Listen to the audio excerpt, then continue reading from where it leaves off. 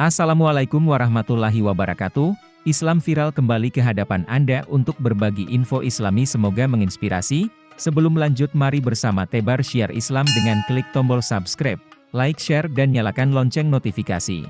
Sebagai seorang nabi, Nabi Idris memiliki mukjizat atau kelebihan. Di antaranya adalah Nabi Idris manusia pertama yang pandai baca tulis dengan pena, memotong dan menjahit pakaiannya. Orang-orang sebelumnya konon hanya mengenakan kulit binatang sebagai penutup aurat, dan manusia pertama yang mengerti ilmu medis. Dari beberapa mukjizat atau kelebihan Nabi Idris, ada satu kelebihan yang tidak dimiliki orang lain, yaitu, Nabi Idris bersahabat dengan malaikat Israil. Suatu ketika, malaikat maut Israil yang sudah bersahabat lama dengan Nabi Idris meminta izin kepada Allah Subhanahu wa Ta'ala untuk turun ke bumi untuk bertamu dengan Nabi Idris. Dia merasa sangat rindu untuk bertemu dengan Nabi Idris. Dan Allah pun mengizinkannya. Malam itu, Nabi Idris kedatangan seorang pria yang membawa banyak sekali buah-buahan. Tentu saja dia adalah malaikat Israil yang menyamar. Nabi Idris tidak mengetahuinya.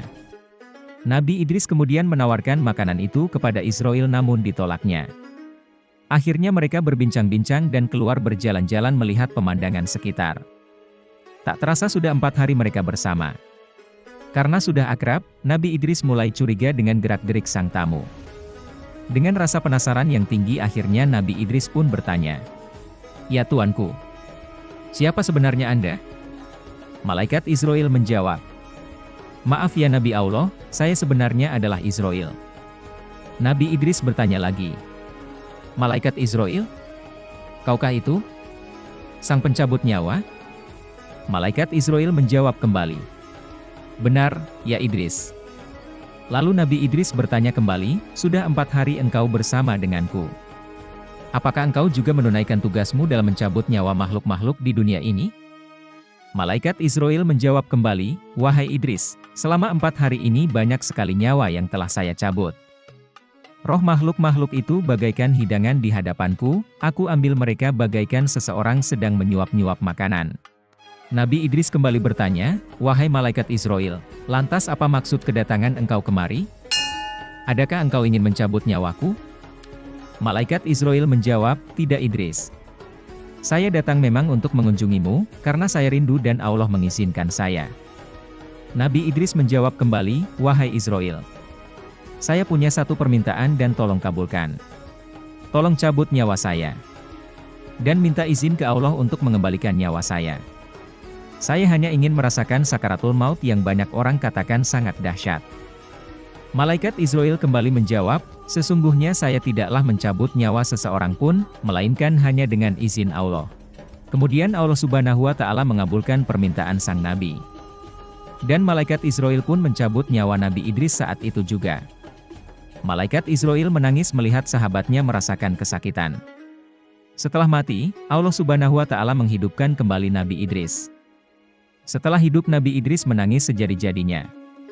Dia tidak bisa membayangkan jika manusia-manusia lain mengalami sakaratul maut dengan kedahsyatan yang sama. Nabi Idris tidak tega jika ada umatnya harus sengsara di ujung hidup dan mati. Sejak saat itu, Nabi Idris makin giat mengajak umatnya untuk senantiasa berbuat kebaikan dan jujur untuk hal-hal kebenaran. Suatu hari ketika Nabi Idris dan malaikat Israil beribadah bersama, kemudian Nabi Idris mengajukan permintaan unik. "Bisakah engkau membawa saya melihat surga dan neraka, wahai malaikat Israil?" tanya Nabi Idris alaihi salam. Malaikat Israil pun menjawab, "Wahai Nabi Allah, lagi-lagi permintaan darimu sungguh aneh. Mengapa engkau meminta hal itu? Bahkan para malaikat pun takut melihat neraka, wahai Nabi Allah." Nabi Idris menjawab, "Terus terang, saya takut sekali dengan azab Allah itu. Tapi mudah-mudahan iman saya menjadi tebal setelah melihatnya." Kemudian malaikat Israil meminta izin kepada Allah Subhanahu wa Ta'ala dan mendapatkan restu, keduanya pun pergi untuk melihat neraka. Saat hampir dekat, Nabi Idris alaihi salam langsung pingsan. Malaikat penjaga neraka merupakan sosok yang sangat menakutkan, ia menyeret dan menyiksa manusia-manusia yang durhaka kepada Allah Subhanahu wa Ta'ala semasa hidupnya.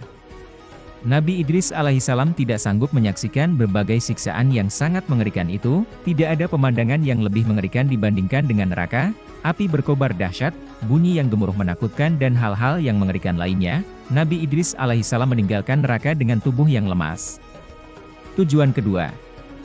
Malaikat Israel mengantarkan Nabi Idris ke surga. Di sana, reaksi Nabi Idris pun sama, nyaris pingsan, tapi bukan karena takut, melainkan takjub dengan pesona dan keindahan semua yang ada di surga. Dilihatnya sungai-sungai yang airnya begitu bening seperti kaca. Sementara itu di pinggir sungai terdapat pohon-pohon yang bagian batangnya terbuat dari perak dan emas, lalu ada juga istana-istana untuk para penghuni surga. Di setiap penjuru ada pohon yang menghasilkan buah-buahan, buahnya pun begitu segar, ranum dan harum. Setelah puas berkeliling, malaikat Israel mengajak Nabi Idris alaihissalam pulang ke bumi, namun Nabi Idris enggan pulang dan ingin tetap berada di surga. Tuan boleh tinggal di sini setelah kiamat nanti. Setelah semua amal ibadah dihisap oleh Allah, baru Tuan bisa menghuni surga bersama para nabi dan orang beriman lainnya, ujar malaikat Israel. Kemudian Nabi Idris alaihissalam menjawab, saya ingin beribadah kepada Allah sampai hari kiamat nanti. Wallahu a'lam bishawab. Assalamualaikum warahmatullahi wabarakatuh.